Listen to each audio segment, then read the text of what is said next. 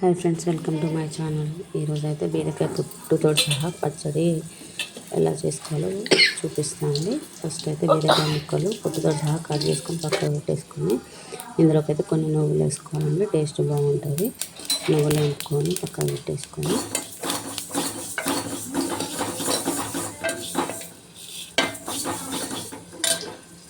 ఇంకా ఇందులోకి పచ్చిమిర్చి బాగుంటాయండి, కారపొడి బాగుంటుంది. పచ్చిమిర్చి గోలించుకొని పక్కన పెట్టేసుకొని ఆ తర్వాత బీరకాయ ముక్కలు మంచిగా గోలనివ్వాలండి. పచ్చిదనం పోయాక మంచిగా గోలనివ్వాలి, అప్పుడే టేస్ట్ బాగుంటుంది.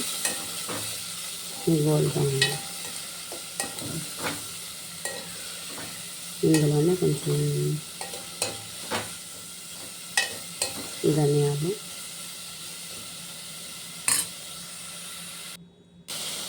జీలకర్ర, వెల్లుల్లి వేసుకొని గోలనివ్వాలండి. మొత్తం గోలిన తర్వాత పక్కన పెట్టేసుకోవాలి. కొంచెం ఇందులోకి చింతపండు కూడా వేసుకోవాలండి. పుల్లగా బాగుంటుంది టేస్ట్. అయితే వేసుకొని ఇది మిక్సీ వేసుకోవాలి. ఇందులోకి అయితే ఉప్పు తగినంత, రుచి తగినంత వేసుకొని మిక్సీ వేసుకోవాలండి.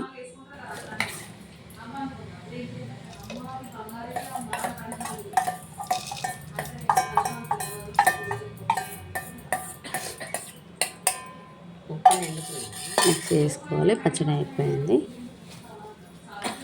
దీనికి పోపు వేసుకోవాలండి.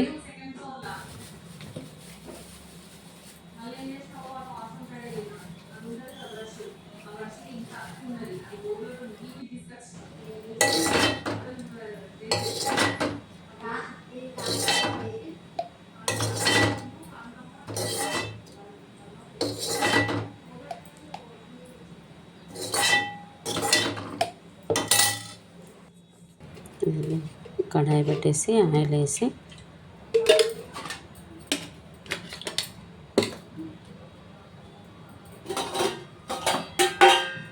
రెండు ఎండుమిరపకాయలు, కొంచెం జీలకర్ర,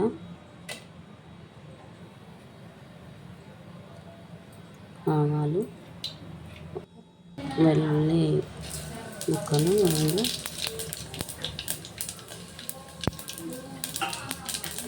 కొంచెం పసుపు, కొంచెం ఇంగువ కూడా వేసుకోవాలండి. టేస్ట్ బాగుంటుంది.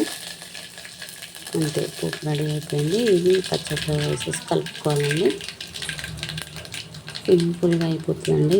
ఇదైతే చాలా టేస్ట్గా ఉంటుంది. చపాతీ మీద కానీ రైస్ మీద కానీ బాగుంటుంది. నా వీడియో అయితే నచ్చుతుంది.